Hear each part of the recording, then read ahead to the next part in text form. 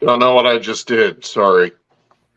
Well, you've welcomed everybody to Hobby News Daily and our special Hobby News Daily live David panel Blaine. discussion on what's going on in the hobby. And on that note, David blamed yourself.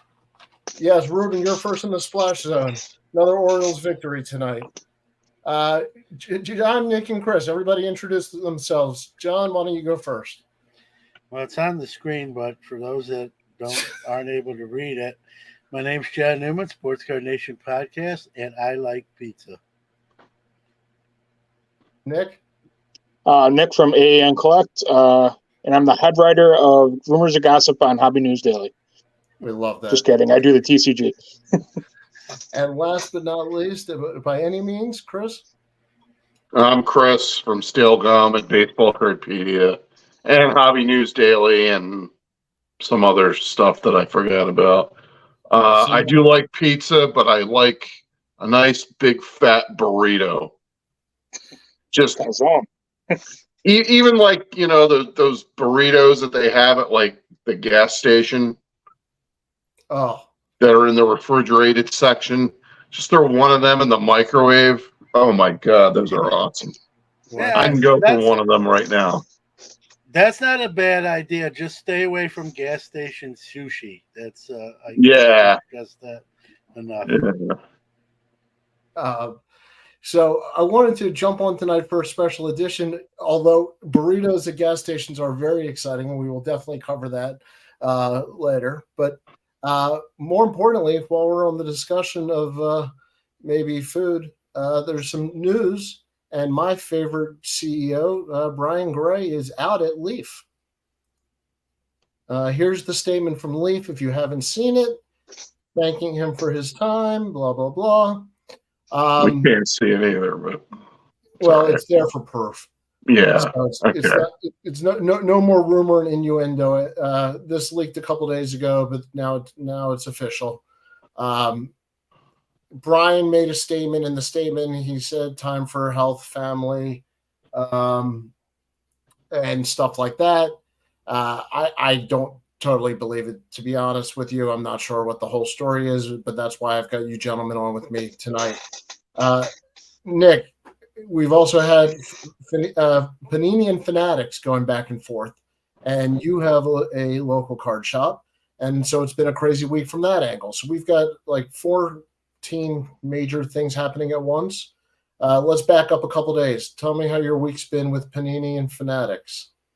Well, Monday night they made the announcement, and Tuesday I went to go order football from the distributors, and there was nothing available on the websites.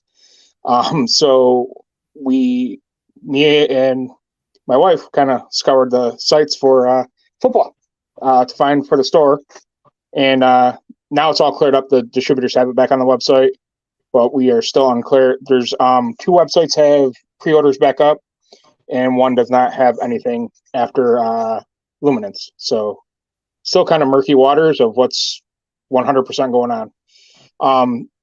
Darren Ravel did an interview during the week on this. He said the arbitration call, they might be able to keep going until they go to arbitration, but they don't know how the contracts are worded or anything like that. So Darren Ravel usually has more information than any of us, obviously. Chris, what are your thoughts on the beginning of the week before we get to Brian? So, this is just a power move by Fanatics. Just telling them, just kicking Panini to the curb. Did we expect that this was going to end any other way? Did we honestly believe that Fanatics was going to wait until 2026? Stand by, twiddle their thumbs, and wait for the license to fall in their lap? No. You saw what they did with the baseball license and Topps. They want those licenses, and they want them now, and they're going to do whatever the heck they want and whatever they can to get them. So that's what I thought at the beginning of the week when that news drops. And let's not forget, and I made this point on our special edition of Hobby Hotline this past week. When we're talking about Fanatics, we're kind of just talking about this separate trading card company that Fanatics has created, in which the leagues and the Players Association have some equity in.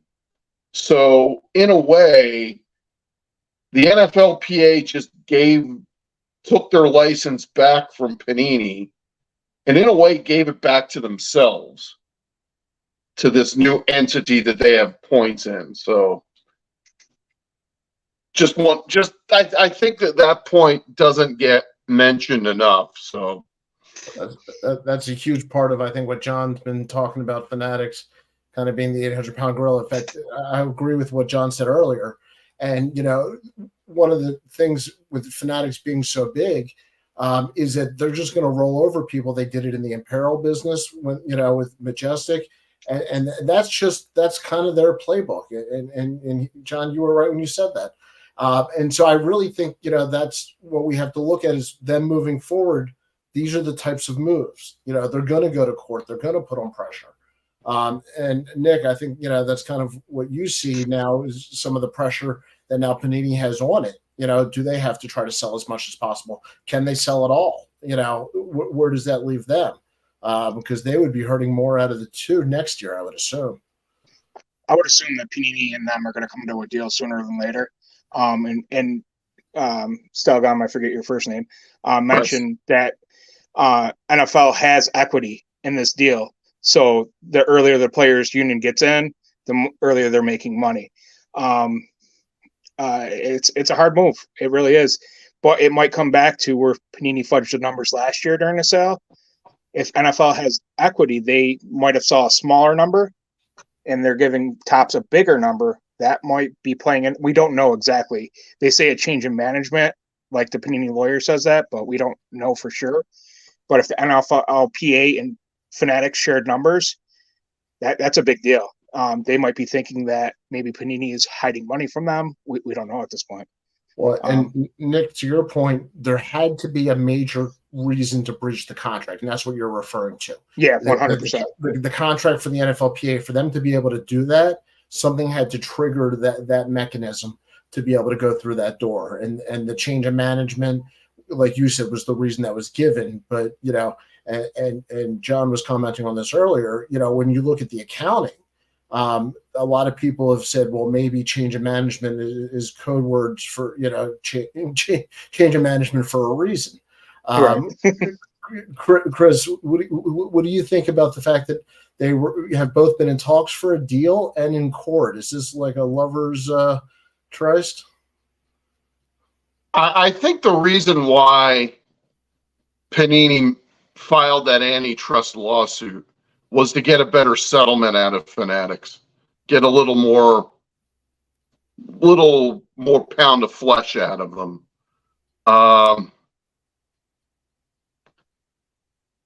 I mentioned on Hobby Hotline a couple of weeks ago that they may even try, and if they don't sell them, that they might try and keep some kind of licensing or get a sub-license out of it. I don't think that's the case anymore, though. I think they're just trying to string this along and get a better settlement out of Fanatics. Nick, let me ask you straight out. Licensed or unlicensed, what's the effect on sales? If it's unlicensed, it's going to kill. Like, if we don't have licensed football for 2023, the hobby's on such a roll right now, it would affect it badly. Nobody wants airbrush helmets. It's obvious with Leaf. Leaf makes a great product. Speaking of Brian Gray, it's a beautiful card, but it doesn't have the logos. It doesn't capture the hobby interest. So it would be bad, I think, for the hobby in general. And these exclusives that Fanatics already has with Bryce Young, Stroud, and Levis, that's already having an effect too. In a good way, it's keeping the product cheaper, but it's lowering the interest because you can't grab autographs of those guys licensed. Yeah, the hobby's been on this high wave for the last 3-4 years. If we go a whole season without fully licensed football cards, is this what ends it? does the hobby become 1994 again, where the junk wax era comes to an end and we see a lockout in hockey and a strike in baseball kill off what was left of it? I'm hoping so, Chris, because yeah, me too. I'll be 22 again. Yeah. And 94 was a great year for baseball cards too. So to be honest, I think you'll see them go to other sports while the license is going on. 22, I still can drink, and I'll be 28 years younger. This is like the perfect scenario. You'll still have a card store. But is this going to be what ends the current wave that we've seen over the last couple of years? Well, I think for football it does. Sorry, go ahead. But I think in the end, who it benefits, even with unlicensed, is Fanatics baseball. The product is out there; it's not too expensive, and basketball is going to have a lot of hype too. If the NBA keeps their agreement with Panini the way it is right now, and doesn't take a key out of the NFLPA, basketball and baseball will get the benefits. Well, you brought two big points there. One of them is the NFLPA is the only players association that has done anything so far. So the right now the NBA Players Association and the NBA contract with Panini is unaffected, is my understanding, is where we are as of today. But every 5 minutes it could change. The other thing, which to not confuse people, is the intellectual property of Panini. Panini owns the name Prism or Flawless or whatever it may be. So just Don Russ, exactly. So yeah, a lot of this, if this doesn't end amicably between Fanatics and Panini, everybody thinks that it's going to be Prism and it'll be all these brand names. Well, no, it won't be. It'll be Fanatics or old Topps names, or of other lines and stuff like that, which is not necessarily a negative, but just something to think about when all of a sudden you're going to have some real popular brands that those could just disappear. Remember 10 years ago when Panini took over, it took them 3-4 years to grab the football market. Panini Prism was a dog for 2 or 3 years. Yeah, I think the only thing that really sold well was Donruss, because it was a name from 20 years ago. It was a legacy Prism, brand. all those boxes, they were sitting on shelves and getting marked down at distributors. They would be cheaper than allocation price 2-3 months after release. So it took a while to build those brands. So Panini does have that right in their statement, but it's hard to say what's going to happen because Topps already has that name recognition. So I don't think it'll be harder for them to build the brands. But people do love Prism. People do love National Treasures. It would be bad for the hobby for those to go away. No let's also not forget that Panini still has the NFL license.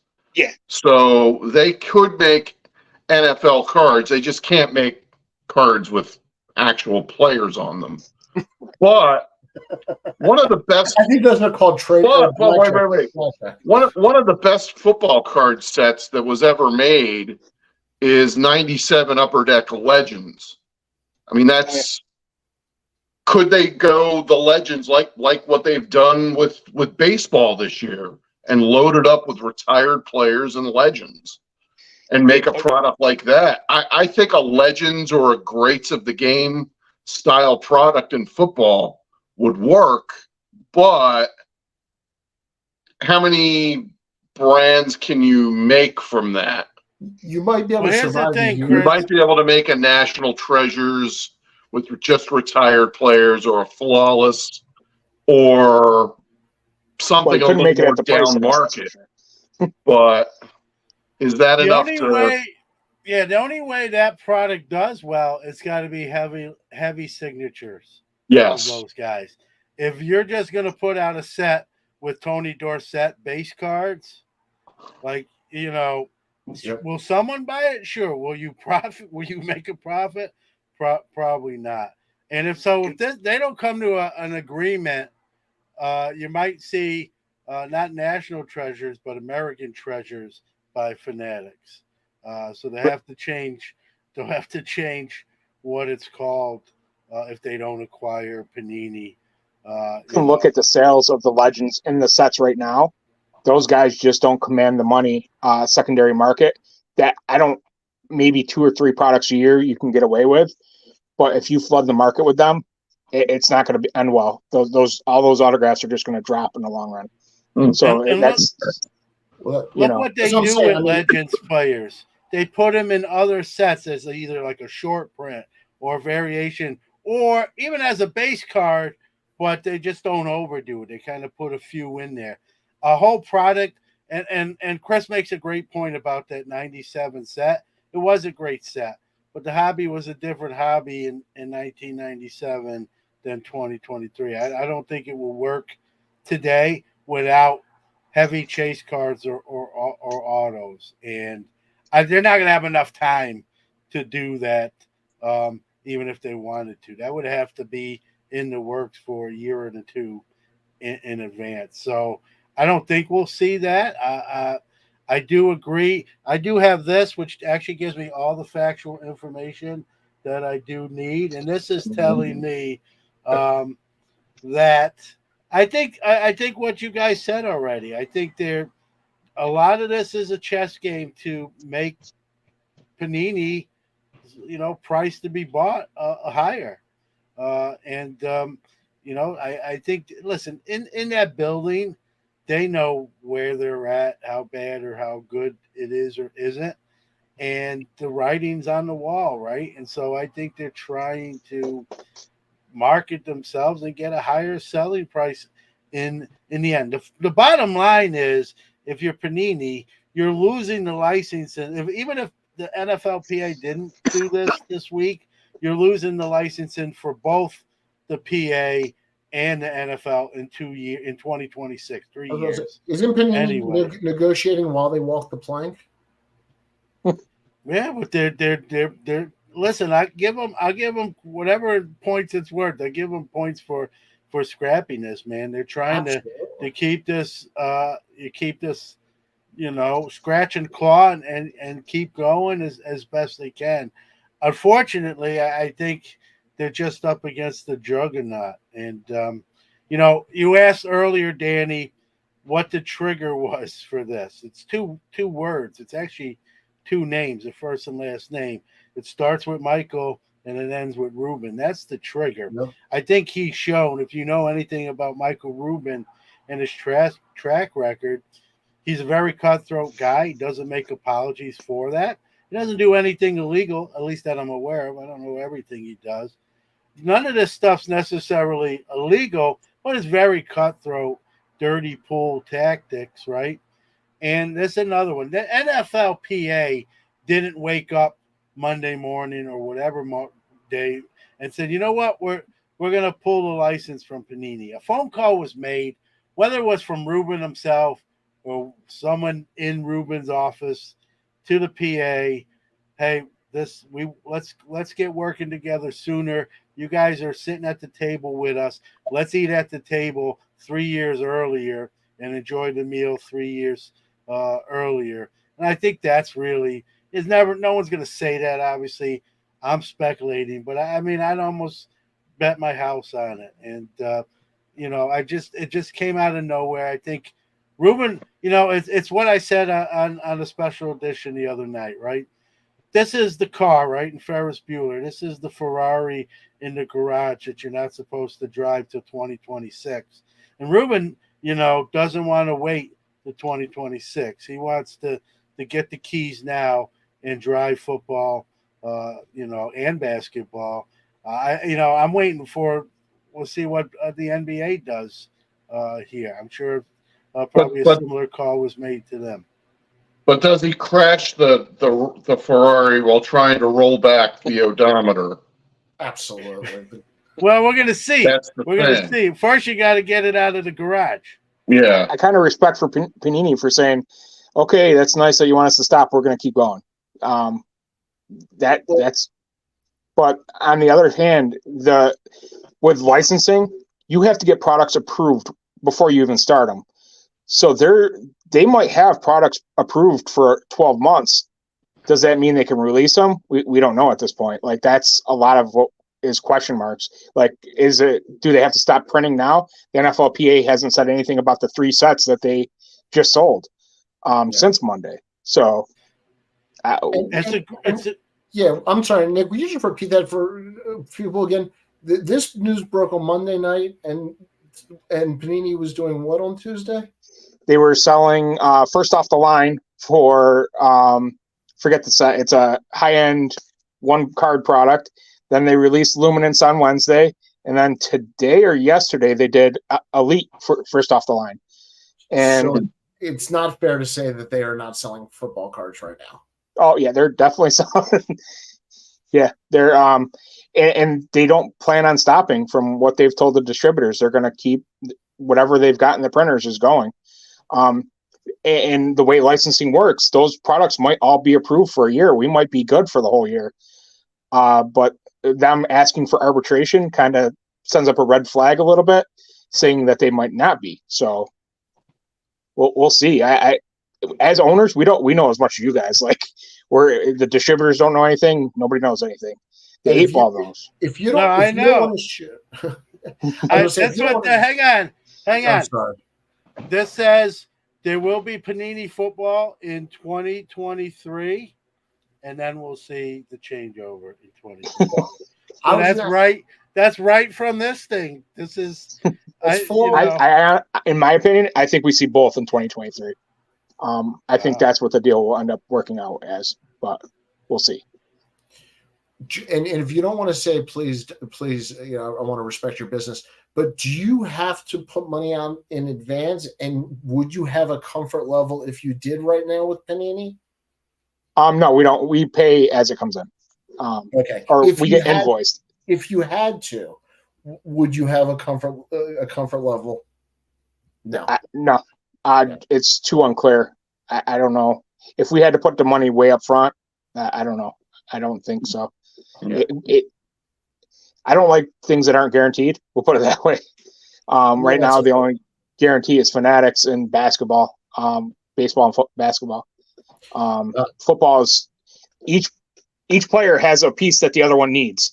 So maybe they can get over their feelings and come together and make what's good for the hobby. I hope. We'll see. What's good for the hobby? Good one. Speaking of necessity being the mother of invention and pivoting, whether you love him or you hate him, Brian Gray certainly was a promoter and certainly knew how to sell. He did with Leaf licenseless. As we're talking about these other companies, I think it's only fair to talk about what he did over the years with Leaf, what you liked, what you didn't like, and what they might look like going forward. I don't know, Chris, have you ever been a Leaf fan? Not really. I think the last Leaf product I bought was, get this, 2008 Razor Draft Baseball. There you go. I thought that this product was going to be the product that brought down Bowman because he signed like a lot of the first round picks that year to exclusive autographed contracts. The problem is that it wasn't exactly a great draft. I mean, there was Buster Posey in it and Giancarlo Stanton, and that's it. I'm kind of curious what might have happened if he had stuck with that concept for a couple of years, but I guess it wasn't all that successful. So he tried, though. I mean, give him credit. He did try a lot of things. Some of them were successful. Some of them weren't. As a wrestling fan, I know that he produced the only autographed card of Kenta Kobashi, who is one of the greatest wrestlers in Japan ever. And I still have never seen a copy of that card. So if anybody's got a Leaf Kenta Kobashi autograph, hit me up. But no, the greatest wrestler in Japan is Shohei. Still. Yeah. Nick, does Leaf sell at all? No. As great as it looks sometimes, Again, the licensing. The Leaf products that sell are Pop Century, which everybody likes it. It's all celebrities. This year, Clint Eastwood was the big chase. People love that product. As far as his sports, it's not. It doesn't fly off the shelves by any means. It's exactly what Brendan Ryan says. I'm not one of those persnickety collectors hung up on licensing. Leafs Pop Century is a good product. However, they could use fresh and unique border designs to the brand. Yeah, a lot of the Leaf products do look alike. Still. White. I got to even say that for Pop Century this year. It looks a lot like sports products. Hold on, I got a couple here. They do make, but like we've said though, they do make some nicely designed cards. They do have some unique stuff. But again, the licensing is a big deal to most people. I think Leaf has sort of a niche collector base. There are people that love Leaf stuff. I've seen them at shows. Is it the autographs? Come to my tape. What? Is it for the autograph? I think it's autograph driven because they have some. I mean, look, I didn't watch the show, so but they did the Tiger King autographs of the lady from that, and those were a big hit. And where else you're going to get a big, giant Brian Gray in a super tight superhero suit with him signing it? Like Upper Deck's not doing that. Topps is not doing that. Give credit where it's due. Mrs. Gray is not doing that. Yeah.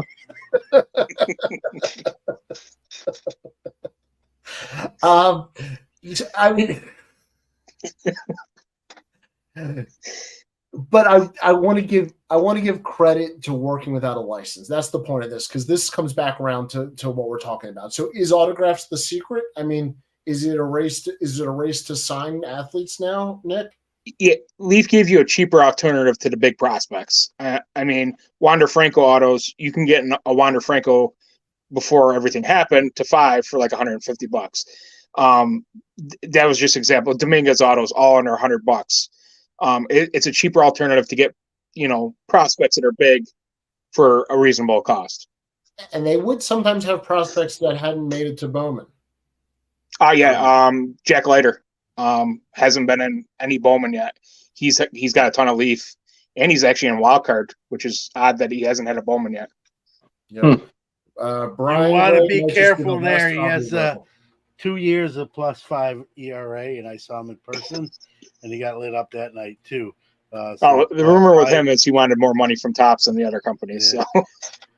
No, it is audit there, and they have some unique autographs. They have some autographs you're not going to get out of any product, and people buy those. I mean, you look on eBay, like he's making money. He's not owned Leaf this long, and losing every year. It's just a niche product. They have certain fans of the product. I've seen him at shows. Nick does the same shows I do. We've seen them too. People come up. Hey, I'm looking for this, you got any Leaf autos? I think their autos sell. I think their game use stuff is hit or miss, mostly miss. But like you guys said, the design sort of repeat. You can look at a card and you say, oh, that's 2016 Topps. You really can't do that with Leaf. They don't have that cachet where you can look at a Leaf card and say, oh, that's 2018. That's 20. So I think that hurts them. Obviously, not licensing would hurt anybody that's not licensed. But I might not be a fan of the person, but you got to give credit. He's marketing them enough to pay his bills and have nice things and keep that company going for double-digit years now. He bought the Pro Set. We forget. We talk about smart. He bought the Pro Set name for, I think $1.50, and we bought it very cheap. He got a pretty sweet. He even said he didn't disclose, but he said he got a pretty good deal, and so he thinks outside the box. He's trying. I don't know what's going on with, the statement. There's two camps, right? One says he's being forced out, and this is they're being nice and making it. It's the old quit or you're fired. What do you want to do? So there's that camp that says he's been fired, but they're going to make it like he's stepping away on his own decision, right? And I think that will come out. He does pick some battles that are odd. He's got something going with PSA right now, which it's the largest grader, and they're already not grading Leaf autos. So, what are we doing? I'm laughing at the Brendan Ryan comment. You think the it'll be the last card before Brian exits stage left. He'll be like in a Robin suit, Robin the Bird, not Batman. Robin. Right. And he'll sign those, and it'll be under the Pro Set label. That will be the last Leaf Pro Set card of Brian Gray. That'll be his "I'll Fly Away" card. So, all right. We're at the 30-minute mark. Anything we've missed? Anything, Nick, that you want to make sure people know, or have we covered it all? I mean, those are the two big stories this week, believe it or not. I know. It's I think the licensing one, I don't think we see an end for another 30, 40 or 30, 60 days. Unless the rumors, the hot gossip right now, Fanatics and Panini are talking again, but no actual proof. Your title is head writer of rumors and gossip, and that falls under your official duties and responsibilities. Exactly. Chris Harris, is the hobby going to wake up tomorrow morning and survive? We're going to be okay? Hobby's going to survive in spite of the people running it. So there's still going to be people like us collecting tiny pictures of baseball players. So life goes on. That was a great show. But listen, here's one thing I will say. I think you'll agree. I think the timing's out on these stories. I don't think these stories, we're just hearing about them this week. I think that this stuff was going on. I don't think it's a coincidence, guys, and everyone listening out there. I don't think it's a coincidence this stuff didn't break during the National. These aren't really heartwarming, positive stuff. It wouldn't have played well during the National. And so I think they waited till the National was over, and then this story start to pop. I don't think that's by accident. I think it's calculated. It's probably smart. I think it would, you don't want this stuff to come out then, and then you've got 100,000 people who are, if you're at the National, you really are passionate about. Not that if you don't go, you're not, but if you're there, that's not, you don't want that then. You want that people to go home, go back, get on your planes, get in your cars, and then we're gonna push this out there. And so I think the timing of it was calculated, as it is most of the time.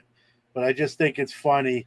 I think this stuff was happening or had already happened during the National, and we're now hearing about it this week rather than then. So, and like Chris said, the hobby will go on. It's been around, for 100-something years. It'll be here when we're not, and you're gonna have these stories, and that they're gonna happen every year. Something's, whether it be a merger, a firing, an acquisition, a new product.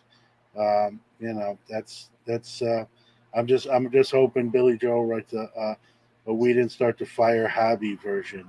That'll just make my life complete, and then I can go exit stage left once that happens. And remember, we've seen exclusivities happen before, and the hobby's still here. Like baseball became an exclusive, football became an exclusive, hockey became an exclusive. It's not new. It's not new territory. We just gotta, we speak with our wallets, and that proved it when Panini took the exclusive in NFL. People were mad about that, and they wouldn't buy Panini for a long time. So, but now it's the opposite way. The same people don't want to buy Topps. So we're at that point, I think Chris, I know you like to end keep rocking in the free world. Can I say I think we're going to keep rocking in the Fanatics world? For the next what? These are 20-year licenses that they signed a couple of years ago that haven't even gone into effect yet, technically. Isn't that unbelievable? Well, don't get me started. You'll be here another 20. I'm not even going to comment on the 20. I'm not even going to comment on the 20-year agreement because we'll be here 20 years talking about that. We'll be old men by then. Ugh. That deal will last longer than me. So as an LCS owner, I could tell you that Fanatics has done more in the last 6 months, a year, than Panini did since the time I've had LCS, even before my old LCS. It's hard to say what they're doing, but it's good for the consumers. Even like as far as free pack day, the MVP promotion, there's a lot of stuff that's in the works coming down the way. They're actually working to advertise to people, which I like. Being an LCS, that's free advertising is great. So I'll take it all day. And I'm starting to see cards everywhere. You look at ESPN, it's on there. There you could tell they're having their influence already. So that's the advantage to having your fingers in everything. I mean, that's the counter side to people saying they're in too much. Now you get Bobby Wood Jr. There's a show on. There's a show on Major League Baseball Network that's called Carded. Board Life. Yep. So so it's that's not been there for 70 years. Now we're starting to see it on TV, and it's popping up everywhere. I mean, they talked on when Anthony Volpe made his debut, it was on Fox. They were talking about the patch. We've never had that. So on the plus side, I know Fanatics isn't perfect, but as we're seeing more advertising, and they've done more for the LCS independently. So I can't complain too much. But it should be like that. It should be like that, though. Oh, yeah, absolutely. Like you're giving credit, like I should hold the door open for the 80-year-old lady coming in behind me. You don't have to. She'll thank me. Yeah. But I should do that. So I'm not. I mean, I'm glad they're doing that for you, but I just don't want them to get too If a company's not doing that, then we can say, well, they're dropping the ball. But I also don't want to give a company too much credit for doing stuff. You guys are the lifeblood, or one of the lifelines to their success. So I that's great, and I'm not trying to and I'm happy for you as a friend. Don't get me wrong, but I don't want to give them too much. I'm a former LCS. That should be happening. Does it always? Oh. As we all know, no, it doesn't. I get that, but I don't want to fawn all over them for doing something. And listen, they're doing it at least partially because of the money you pay them to stock their product, so you can make a run of business. So that's where I'm saying it's everyone should take care of each other. I don't want to give someone too much credit. I think it's easier to just say, "Hey, Panini," or "Hey, Company B, why aren't you doing this?" than to say, "Man, they're awesome," because they should be doing that. Oh, both companies have their problems, and we both know that. But I'll take, as a business owner that relies a lot on their product. Yeah, it's good to see that they're actually more about than just making sure our credit card clears, if you know what I mean. It seems sometimes that way with Panini. And they've changed their ways over 10 years ago. I would have been opposite. I would have said Panini's great. They're doing great things for the LCS. And Topps isn't doing anything, and now it's totally flip-flopped in the last, 10 years. So, and why, I don't know.